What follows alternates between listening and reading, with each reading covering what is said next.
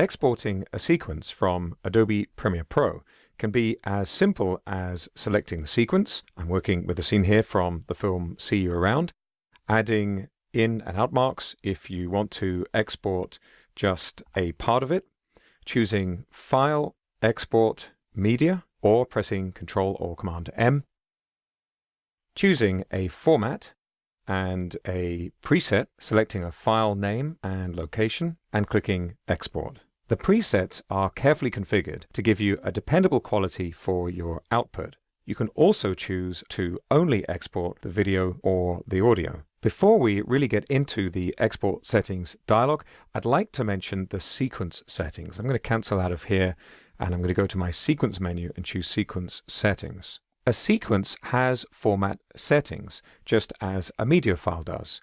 Whenever you add clips to a sequence, they will automatically be conformed to match these settings. That is, whatever their original frame rate, frame size, and so on, they will be adjusted to match these sequence settings. So now let's export this sequence. And it's worth noting that when you're exporting a sequence, rather than a clip, which you can also do, the sequence is the source. And we can see the settings for this sequence here in the middle of this dialog. This information is helpful because it gives you a quick way to compare your sequence format and your output format. And if at any time your output differs from your source, there's the potential for quality loss. So you'll generally want these to match. I should mention it's normal to choose options in this dialog based on a deliverable specification provided to you by your client. All of the major broadcast TV stations, for example, have specifications for media delivery, so you don't have to guess at the right options to choose.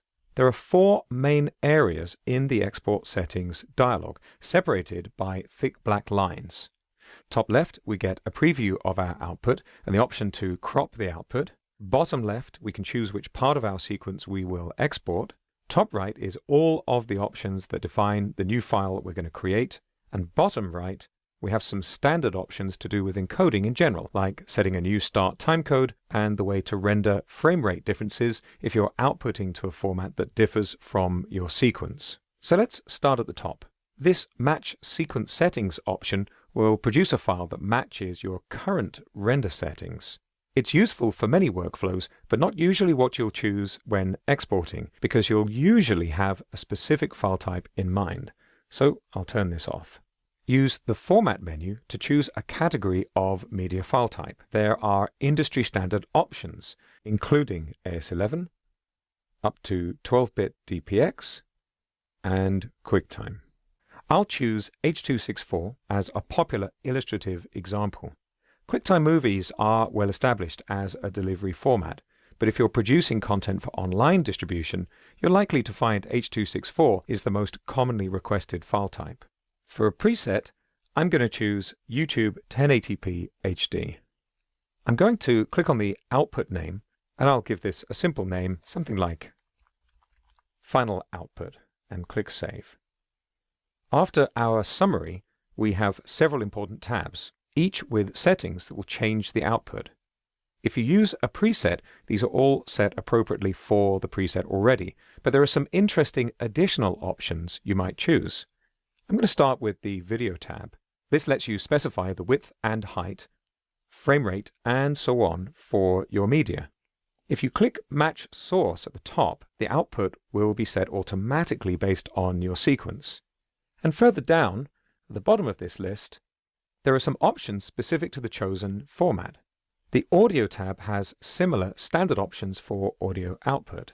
And again, there are some settings specific to the chosen format. Not every format includes multiplexer options, which sets the way audio and video are combined in the finished file. And if your sequence has captions, you can set the way they're combined with the output in the Captions tab.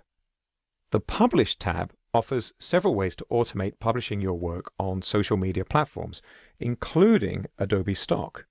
And the Effects tab offers quite a list of adjustments, overlays, and ways to tune your output. Some of these are functional, like the video limiter, which keeps levels below a threshold you set to be absolutely sure your output meets the deliverable limits, and some are more artistic, like applying a Lumetri look. If you save a preset, all of the settings on the tabs are included, which is great if you want to create a workflow for standard output. Now that I've set my image format, I'm seeing the result in the Output tab. This media has some built-in letterboxing, which is these black lines at the top and bottom. I can fix that by going to the Source tab and turning on the crop option. And I can adjust the crop either with the numbers up here at the top or by dragging. I'm going to overdo this so you can see the result here in the Output tab, where I can choose the way the aspect ratio for my newly cropped source will fit into the output aspect ratio. For now, I'm going to turn off the crop and leave things as they are. Down at the bottom of the Export Settings dialog, I have the option to specify the part of the sequence that's going to be exported. If you add in and out marks, they are used by default, and if you don't, you'll get the entire contents of the sequence. You can override the in and out marks that you've added here by dragging the start and end of the part of the sequence you want to export. And you'll notice my source range is updated here in the menu to custom. I'm going to use this menu to go back to exporting the entire sequence. It's a really good idea to export a short section of your sequence to check that you're happy with the result before you export the entire sequence, particularly if it's a longer sequence. When you're ready, click Export to create the file. If you click Q, Adobe Media Encoder will launch and perform the encoding in the background, so you can carry on editing while the new media file is being created. Media Encoder allows you to batch encode jobs rather than outputting one job at a time. I'm going to check the box to import the finished file into Premiere Pro so I can view it right away, and click Export to perform the encoding right out of Premiere Pro. Exporting directly this way uses all of your system resources to output the file as quickly as possible. And now I'll go back to my project panel, and here's my output.